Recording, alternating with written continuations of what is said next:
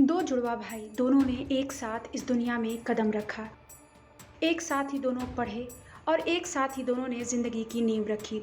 दोनों जुड़वा भाई ज़िंदगी के सबसे अच्छे मुकाम पर थे, पर इनकी खुशियों को अचानक कोरोना का ग्रहण लग गया और ज़िंदगी के 24 साल साथ बिताने के बाद मौत को भी एक साथ ही गले लगा लिया।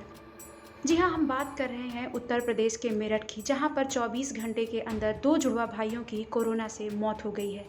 दोनों ने एक साथ जन्म लिया था और एक साथ ही दुनिया को अलविदा कह गए। कोरोना काल के जिस दौर में हम जी रहे हैं, उसमें आने वाला पल किस रूप में हमारे सामने आएगा, कोई नहीं जानता। परिवार के परिवार उजड़ रहे हैं, माँ बाप अपने बच्चों को खो रहे हैं, तो कहीं बच्चे भी अनाथ हो रहे हैं। बहुत अच्छे, और माता पिता भी हमारे सामने जवान हुए। इनकी बाप जो है ना, छोटा ही था, हमारे सामने जवान हुआ। शादी इनकी केरला से होके आई थी यहाँ। ये जुड़वा बच्चे थे। बेटा, हमें बहुत दुख है, भगवान कसम, इन बच्चों का बहुत ज़्यादा। इतने अच्छे, बहुत बढ़िया। माँ बापों ने बहुत पैसा लगाया इन पे, और बीमारी में भी इतना पैसा लगाया। 12 लाख रुपया मायना रखता है बेटा। अब काम ये बाहर रहते थे बच्चे दोनों। स्वभाव मैं क्या बताऊं बेटा, जैसा स्वभाव था, हमने कभी इन्हें बाहर नहीं देखा। इन्हें बच्चों को कभी बाहर नहीं देखा। पढ़ाई लिखाई में बहुत बढ़िया बच्चे थे ये। मेरठ में दो जुड़वा भाइयों की 24 घंटे के अंदर हुई मौत से हर कोई हैरान रह गया है। 24 साल के जॉयफ्रेड और रोलफ्रेड महज 5 मिनट के अंतर से पैदा हुए जुड़वा भाई थे। इंजीनियरिंग के बाद दोनों मल्टीनेशनल कंपनी में नौकरी कर रहे थे। 23 अप्रैल को दोनों ने अपना 24वां जन्मदिन मनाया था, लेकिन किसे मालूम था ये आखिरी जश्न होगा। जन्मदिन के अगले ही दिन दोनों कोरोना की चपेट में आ गए। शुरुआत में दोनों का इलाज घर पर ही हो रहा था। जब उनका ऑक्सीजन लेवल 90 से नीचे चला गया तो डॉक्टर के कहने पर दोनों को एक प्राइवेट हॉस्पिटल में एडमिट कराया गया। दोनों की पहली रिपोर्ट पॉजिटिव आई थी, पर कुछ दिन बाद ही उनकी रिपोर्ट नेगेटिव आ गई थी। रिपोर्ट नेगेटिव आने के 2 दिन के बाद ही सांस लेने में तकलीफ होने लगी, क्योंकि कोरोना का संक्रमण फेफड़ों में फैल चुका था। दोनों को बचाने की कोशिशें की गई, लेकिन कुछ घंटों के अंतराल पर दोनों ने ही 13-14 मई को दम तोड़ दिया।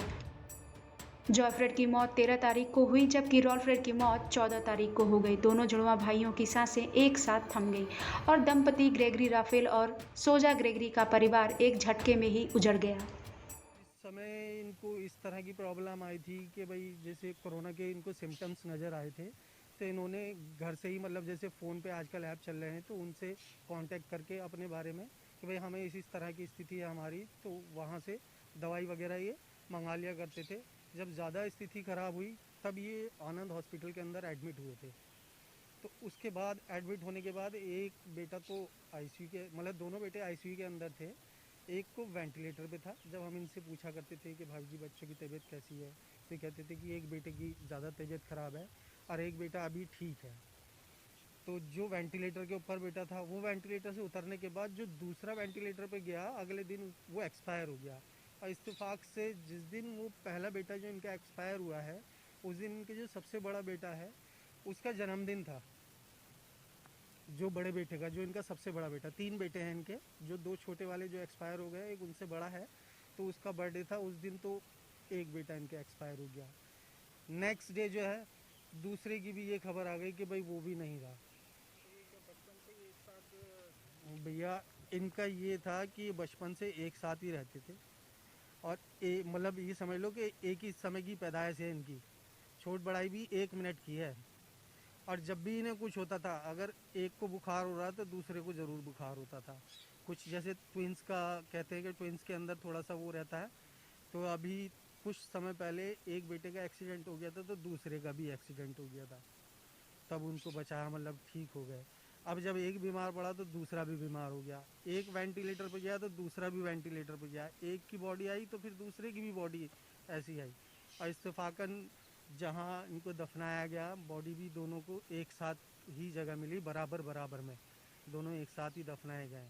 इनका इलाज करने वाले आनंद अस्पताल के डॉक्टर सुभाष यादव कहते हैं, इन दोनों भाइयों का 24 अप्रैल को आरटीपीसीआर टेस्ट कराया गया था। 26 अप्रैल को दोनों की रिपोर्ट पॉजिटिव आई। पहले घर में ही आइसोलेशन में इनका इलाज हुआ, लेकिन तबियत खराब होने के बाद दोनों को 1 मई को अस्पताल में भर्ती कराया गया था। अस्पताल में इन्हें जो अच्छे से अच्छा इलाज मुमकिन था वो दिया गया। पर उनकी जान नहीं बच सकी। 19 दिन तक संघर्ष करने के बाद दोनों की जान चली गई।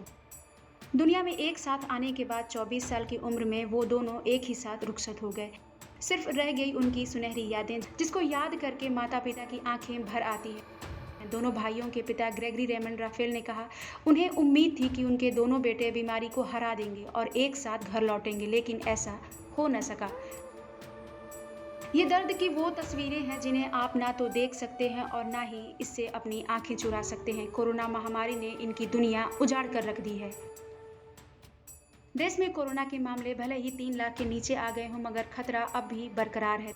देश में कोरोना के नए केसों में बीते कुछ दिनों से गिरावट देखी जा रही है, मगर मौत के आंकड़े कम नहीं हो रहे हैं।